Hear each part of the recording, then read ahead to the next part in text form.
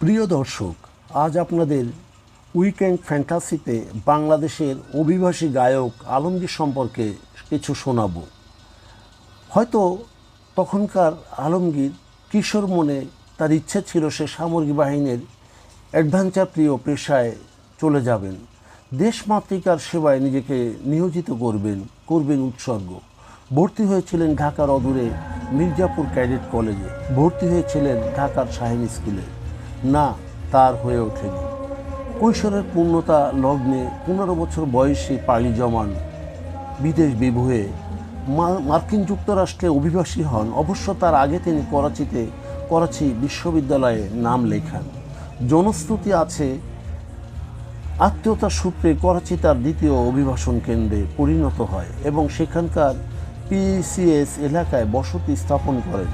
1971 সালে করাচির তারিক রোডে গ্লোব হোটেলে প্রায় ক্যাফে সন্ধ্যায় তিনি ফ্রি গান গাইতে শুরু করেন, যার বিনিময়ে তিনি 350 প্লাস ফ্রি ডিনার পান এবং কিছু আর্থিক পারিতোষিকও তিনি পেতেন।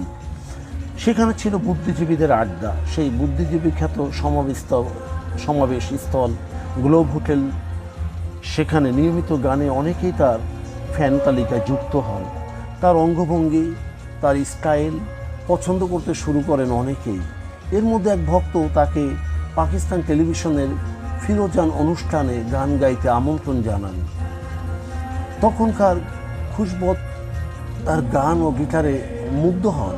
সেখানে ছিলেন উপবিষ্ট পাকিস্তানি সুরকার সোহেল রানারও দৃষ্টিগোচর হয় এবং শিশুদের হাম হে হাম অনুষ্ঠানে পারফর্ম করার সুযোগ দেন।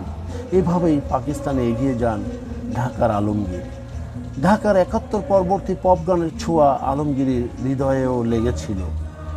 একেবারে প্রথম উর্দু পপ গান শুরু করেন আলমগীরই পাকিস্তানে। পাশ্চাত্য প্রাচ্যের মেলবন্ধনে জাগিয়ে তোলেন পাঠান এবং পস্তুদের মন। এরপর সানডেতে সানডে তরুণদের মন জয় করেন সেই ছান্ডেতে। প্রচুর সঙ্গীতপ্রেমী ছেলে মেয়ে করাচির ঝিল পার্কে ভিড় জমান প্রিয় পপ গায়ককে এক নজর দেখতে। বহেমিয়ান পপ গায়ক লাল স্পোর্টস কারে ঘুরে ফিরে বেড়াতেন। সে যেন ছিল তখনকার রূপকথার নায়ক। তার প্যার হ্যায় জিন্দেগি কা গহনা গান তখন পাকিস্তানের তরুণদের মুখে মুখে ফিরত। তিনি বাংলা গানের জন্যও বাংলাভাষী তরুণদের কাছে সমান জনপ্রিয়।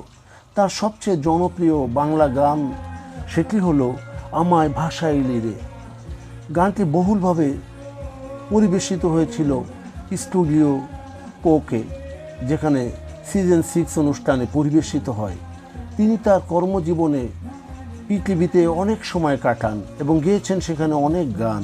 এরপর তিনি দেশ বিদেশে স্টেজ পারফর্মারে ছড়িয়ে দেন তার গায়কী ঢং, এবং এই ঢং এবং সঙ্গীত সারা বিশ্বে পরিচিত পায় এক আলমগীরীয় স্টাইল। তবে দুঃখের বিষয়, এই অভিবাসী শিল্পী উত্তরাধিকার সূত্রে তার মায়ের কাছ থেকে কিডনি রোগে আক্রান্ত হয়েছিলেন, যা নিয়মিত কিডনি ডায়ালিসিসের দ্বারা তিনি জীবন কাটাতে থাকেন। অতঃপর তিনি 2020 সালে একটি সফল অপারেশনের মাধ্যমে কিডনি প্রতিস্থাপন করেন। তিনি এখন প্রায় আটলান্টা, জর্জিয়া, মার্কিন যুক্তরাষ্ট্রে থাকেন। লন্ডন, অস্ট্রেলিয়া, দুবাই সহ সারা বিশ্বে লাইভ কনসার্ট পারফর্ম করেন। তার পুরস্কারের তালিকা ও স্বীকৃতি রয়েছে বিশ্বজনীন। পিটিভি লাইফ টাইম অ্যাচিভমেন্ট, পাক প্রেসিডেন্ট কর্তৃক প্রাইড অফ পারফরমেন্স, আয়না ছবির প্লেব্যাক সিঙ্গার হিসেবে নিগার পুরস্কার, পাকিস্তান এয়ারলাইন্সের লাইফ টাইম অ্যাচিভমেন্ট এবং হাম টিভি পুরস্কার। বেশ কিছু চলচ্চিত্রের গান তিনি গেয়ে বিখ্যাত হয়েছেন। মুঝে দিল সে না ভুলো না, ওয়াদা করো সাজনা, তেরে আমায় বলে, দেখা না কাটি হাম, এছাড়া আয়না, আমায় ভাষাইলি রে, দেখা না যা কখনো, কেহ কেনা, মাও কি হুয়া সহ অনেক গান। প্রিয় দর্শক, বাংলাদেশের এই অভিবাসী শিল্পীর আলমগীর সম্পর্কে আপনার কেমন লাগলো কমেন্টে জানাবেন, লাইক ও শেয়ার দিবেন। ধন্যবাদ।